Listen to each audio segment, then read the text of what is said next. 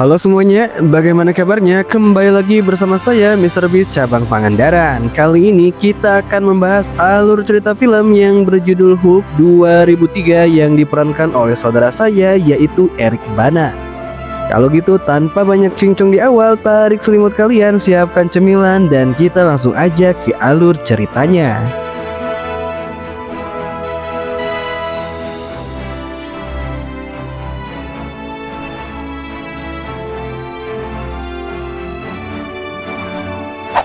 Cerita ini dimulai dengan memperkenalkan seorang ilmuwan bernama David Banner yang telah bertahun-tahun melakukan eksperimen genetik untuk menciptakan serum super di dunia medis.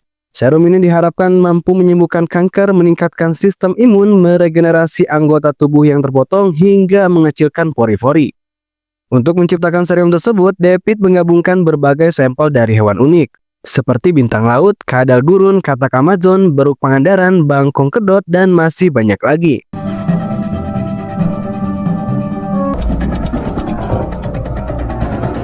Namun karena pemerintah melarang uji coba pada manusia, David pun nekat menyuntikkan serum tersebut ke dalam tubuhnya sendiri. Tak lama setelah itu, sang istri memberitahukan kabar kehamilannya. Kabar bahagia itu justru membuat David cemas nih guys, karena bayinya berpotensi terpapar efek serum dalam tubuhnya. Dan benar saja, saat sang bayi lahir, anomali terjadi nih. Terlihat pigmen hijau muncul di kakinya. Bayi itu pun kemudian ia beri nama Bruce Banner. Saat Bruce menginjak usia 5 tahun, sebuah kejadian aneh kembali terjadi. Kepalanya sempat bocor saat bermain, tetapi yang mengejutkan, Bruce sama sekali tidak menangis atau menunjukkan rasa sakit. Sementara itu, penelitian David mulai mendapat kecaman dari seorang jenderal nih guys, setelah ditemukan jejak darah manusia di laboratoriumnya. Akibatnya, David dikeluarkan dari proyek penelitian tersebut. Entah karena pengaruh serum atau memang sifat aslinya yang temperamental, David yang sudah kehilangan segalanya merencanakan tindakan nekat, yaitu meledakkan laboratorium. Di tengah kekacauan itu, David yang gelap mata justru berniat melenyapkan darah dagingnya sendiri, yaitu Bruce. Untungnya niat itu dapat dihalangi oleh ibunya, tetapi justru David telah menewaskan istrinya sendiri. Akibat perbuatannya, David dijatuhi hukuman berat dan Bruce pun tumbuh tanpa kedua orang tuanya. 30 tahun kemudian, Bruce kini telah menjadi seorang ilmuwan nih guys, sama seperti ayahnya. Ia bahkan tengah melakukan penelitian yang serupa nih guys, yaitu menciptakan obat untuk menyembuhkan segala macam penyakit. Ditemani oleh Betty, kekasihnya sekaligus rekannya, Bruce melakukan eksperimen penting. Mereka menguji obat tersebut pada seekor kodok, yang kemudian dimasukkan ke dalam sebuah alat bernama generator sinar gamma. Tujuannya adalah melihat reaksi obat setelah kodok menghirupnya, lalu ditembakkan dengan sinar gamma dalam dosis tertentu. Pada awalnya eksperimen tampak berhasil, tetapi sayangnya kodok itu akhirnya mati karena tidak mampu menahan efek samping dari obat tersebut. Kegagalan ini menandakan bahwa mereka harus bekerja lebih keras untuk menyempurnakan penemuan mereka. Keesokan harinya, Bruce dan Betty kedatangan seorang tamu yang merupakan teman lama mereka semasa kuliah yang bernama Glenn. Namun kedatangannya bukan sekedar untuk reuni, ia datang sebagai perwakilan dari sebuah perusahaan besar swasta yang ingin membeli laboratorium sekaligus seluruh penelitian mereka. Meskipun ditawari sejumlah uang dalam jumlah yang sangat besar, Bruce langsung menolak tanpa ragu. Baginya penelitian ini adalah hasil kerja kerasnya bertahun-tahun dan ia tak sudi menjualnya demi keuntungan semata. Namun di hari yang sama terjadi sebuah insiden mengerikan. Generator sinar gamma dan obat eksperimental mereka mengalami kebocoran. Saat Bruce berusaha menolong rekannya, tiba-tiba saja beberapa hari kemudian Bruce tersadar dan mendapati dirinya terbaring di ranjang rumah sakit. Di sampingnya duduk seorang pria tua yang sejak tadi menunggunya dengan sabar. Yang ternyata pria itu adalah David, ayah kandungnya sendiri. David datang bukan untuk menjenguk, melainkan untuk membicarakan tentang serum yang selama ini berada di dalam tubuh Bruce. Ia mengklaim telah menemukan cara untuk memanfaatkannya nih guys. Namun Bruce yang masih menyimpan luka dari masa lalu langsung mengusir ayahnya tanpa mau mendengar lebih jauh. Setelah kondisinya pulih, Bruce yang penasaran akhirnya kembali ke laboratorium untuk memeriksa darahnya sendiri. Dan benar saja, serum itu memang ada dalam tubuhnya. Namun, setelah terpapar radiasi gamma secara langsung, serum tersebut berubah menjadi warna hijau menandakan efeknya telah aktif. Itu berarti setiap kali Bruce kehilangan kendali atas emosinya, serum itu akan langsung menguasai tubuhnya. Dan saat kemarahannya memuncak, inilah yang akan terjadi.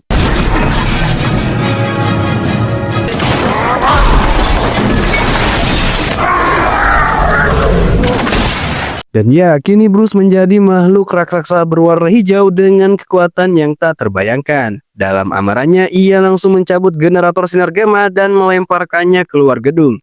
Dimana di situ ada ayahnya David yang sedang mengintip dari salah satu ruangan yang tepat saat si ayah menyentuhnya dengan penuh kasih sayang. Disitulah Bruce teringat masa lalu saat si ayah menghabisi ibunya. Sehingga Bruce yang kembali marah pun langsung melompat dan pergi dari tempat tersebut. Keesokan harinya, Bruce terlihat sudah berada di rumah bersama Betty nih guys. Sang kekasih yang penasaran terus menanyakan kejadian semalam. Bruce akhirnya memberanikan diri untuk mengatakan yang sebenarnya, bahwa dialah yang telah menghancurkan laboratorium mereka. Tak hanya itu, Bruce juga menceritakan tentang ayahnya yaitu David yang sempat menjenguknya saat ia dirawat di rumah sakit.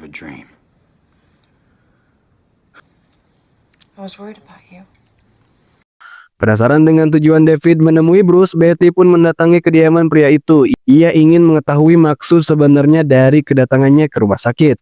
Namun David terus berdalih menolak untuk menjelaskan apapun nih guys, dan malah meminta Betty pergi dari rumahnya. Ternyata tanpa sepengetahuan siapapun, David telah memulai kembali penelitian serumnya. Ia kini berniat mengambil kembali apa yang seharusnya menjadi miliknya, yaitu makhluk hijau yang kini ada di dalam tubuh Bruce. Karena Betty adalah putri seorang jenderal yang dulu pernah mengeluarkan David dari proyek pemerintah, David pun menyusun rencana licik nih. Ia menyuntikkan serum mutasi ketiga ekor anjingnya, yang seketika mengubah mereka menjadi monster buas. Menggunakan sial milik Betty yang tertinggal di rumahnya, David mengutus ketiga anjing itu untuk melacak dan menghabisinya, yang dianggap sebagai penghalang bagi ambisinya. Tak berhenti di situ, David juga menghubungi Bruce. Dengan nada sinis, ia memberitahu bahwa Betty kini dalam bahaya. Yang hal itu dia lakukan semata-mata untuk memancing Bruce agar berubah kembali menjadi makhluk hijau.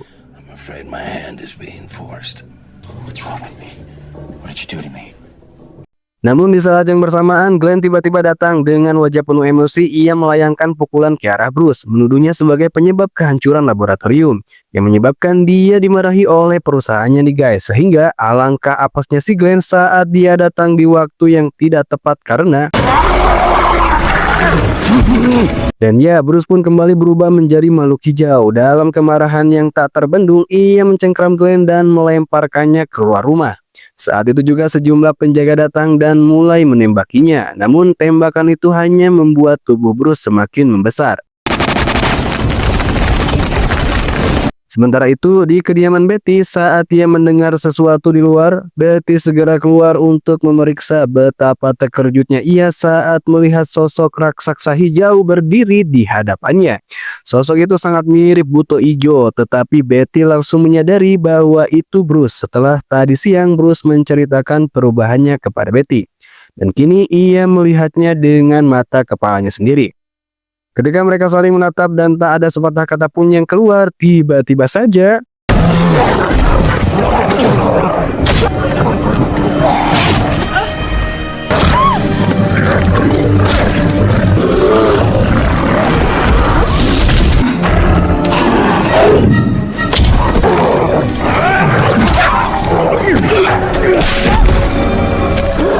ya, 3 ekor anjing monster kiriman David menerjang ke arah mereka.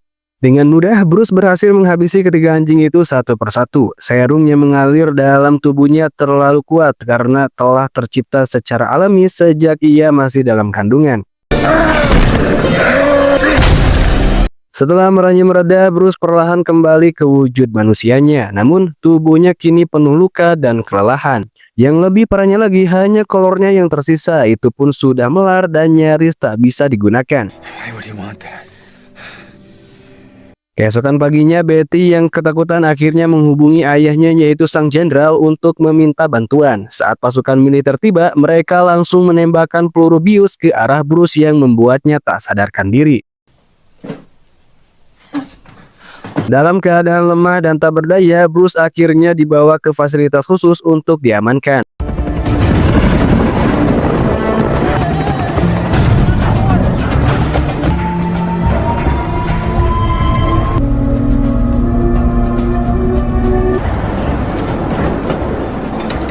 Sementara itu, David akhirnya menyelesaikan eksperimennya dengan penuh keyakinan. Ia menyalakan generator gamma versi buatannya sendiri.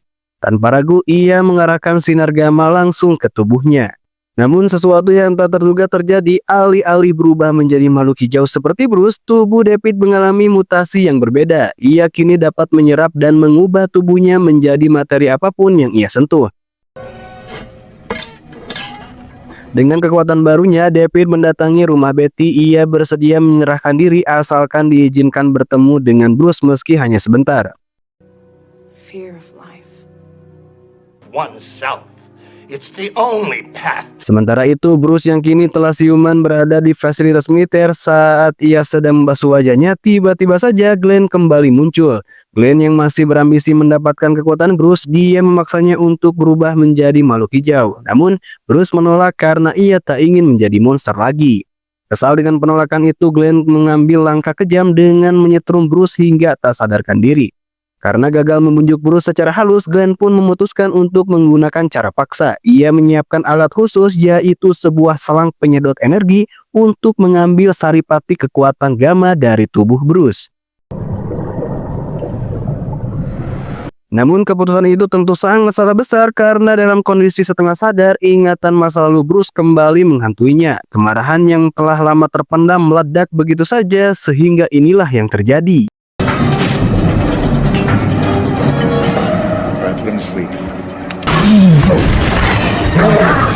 Ya, makhluk hijau raksasa itu mengamuk lagi. Ia pun menghancurkan seluruh fasilitas di sekelilingnya. Para penjaga bergegas melepaskan tembakan peluru busa berharap bisa menahannya. Namun semakin mereka menyerang, Bruce pun semakin membesar. Glenn yang masih penuh ambisi mencoba mengambil sampel darah Bruce secara langsung nih guys. Namun terlihat peluru busa itu hancur karena badan Bruce semakin membesar. Dalam usahanya untuk menghentikan Bruce, Glenn menggunakan senjata peledak, namun pelurunya justru mental ke belakang dan meledakkan dirinya sendiri. Menyadari betapa berbahayanya situasi ini, sang jenderal akhirnya mengambil keputusan untuk membiarkannya pergi. Para tentara pun membuka jalan dan membiarkan Bruce melarikan diri ke alam bebas. Target still moving. Saat Bruce sudah berada di luar fasilitas, ia berlari dengan kecepatan luar biasa. Lompatannya mencapai ketinggian yang tak masuk akal. Namun pemerintah tak tinggal diam. Puluhan rudal ditembakkan ke arahnya dalam satu gerakan cepat. Bruce kembali melompat menghindari serangan tersebut dan mendarat di padang pasir. Di sana 4 tank tempur telah menunggunya nih guys. Namun bagi Bruce, tank-tank itu tak lebih dari mainan kecil yang terbuat dari triplek. Dengan mudah ia menghancurkan mereka satu persatu, bahkan membengkokkan laras meriam dan menusukkannya kembali ke dalam tank.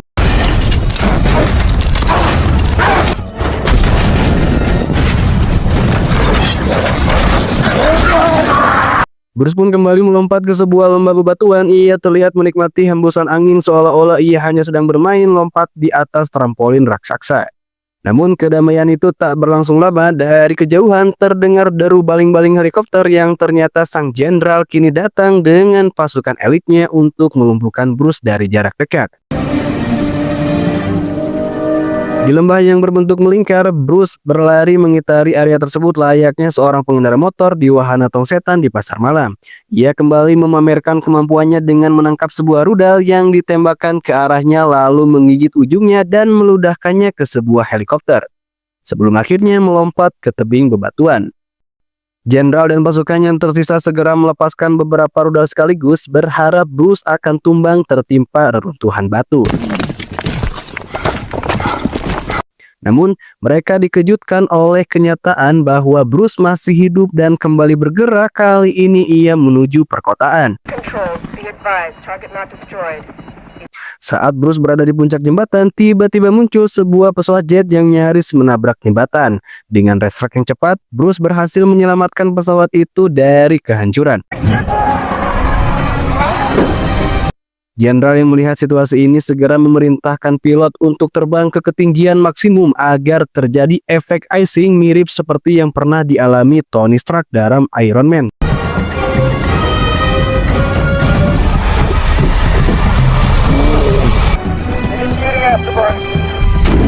Rencana itu berhasil saat oksigen mulai menipis. Bruce pun kehilangan kesadaran dan jatuh bebas ke tengah lautan. Namun Bruce belum menyerah. Ia bangkit kembali dan masuk ke dalam gorong-gorong bawah tanah nih guys. Ia pun merusak jalan raya hingga akhirnya menjebol aspal di sebuah pertigaan. Kemarahannya baru mereda setelah Betty datang untuk menenangkannya. Echo 19, weapons are hot. Target acquired. Menariknya, kali ini Bruce sudah belajar dari pengalaman sebelumnya. Ia mengenakan celana berbahan melar sehingga tidak perlu lagi khawatir auratnya terekspos saat berubah kembali ke wujud aslinya. Setelah itu, ia pun ditangkap dan dibawa ke pangkalan militer dengan penjagaan yang sangat ketat.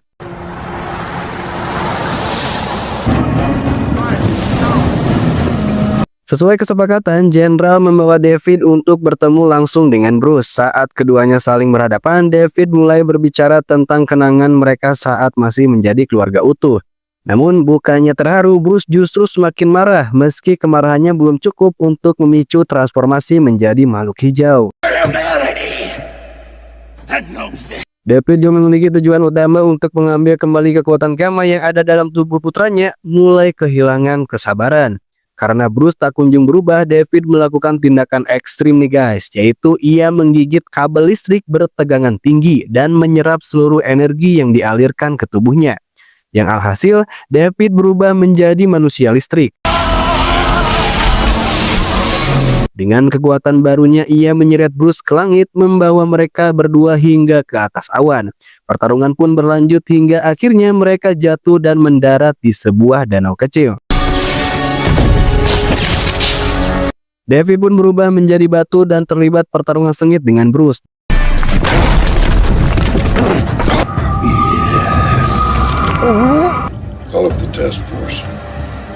Dalam duel tersebut, Bruce melempar ayahnya ke tengah danau, menyebabkan David mengalami transformasi lain. Kali ini ia menjadi manusia air. Memanfaatkan bentuk barunya, David dengan mudah meresap ke dalam tubuh Bruce melalui pori-porinya, berusaha menyerap semua serum gamma yang ada di dalam tubuhnya.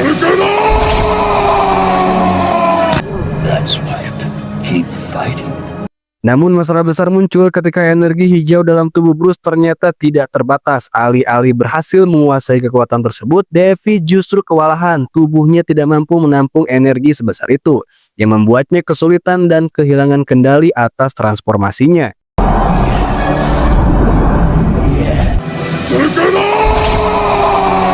Melihat gumpalan air raksasa menggantung di udara, Jenderal segera mengambil tindakan. Ia memerintahkan pilotnya untuk meluncurkan rudal ke arah gumpalan tersebut.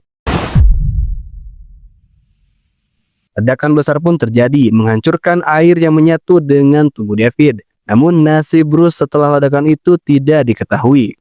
1 tahun kemudian, kisah berlanjut di sebuah hutan hujan di Amerika Selatan. Seorang dokter baik hati terlihat membagikan obat-obatan kepada warga yang membutuhkan.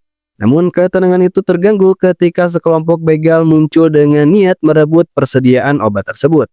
Saat situasi mulai memanas, sang dokter bangkit dan dengan tatapan tajam berkata, "Adios, solempa crowing buto ijo." Tamat ending yang sangat membagongkan. Pesan yang dapat kita ambil dari film ini adalah kemampuan seseorang dalam mengendalikan emosinya adalah pembeda antara orang bijak dan orang biasa. Kedewasaan bukan diukur dari usia, melainkan dari bagaimana seseorang mengontrol emosi dan hawa nafsunya. Saya Mr. Beast Cabang Pangandaran mewakili jajaran direksi yang bertugas di seluruh dunia mengucapkan terima kasih dan sampai jumpa di video selanjutnya.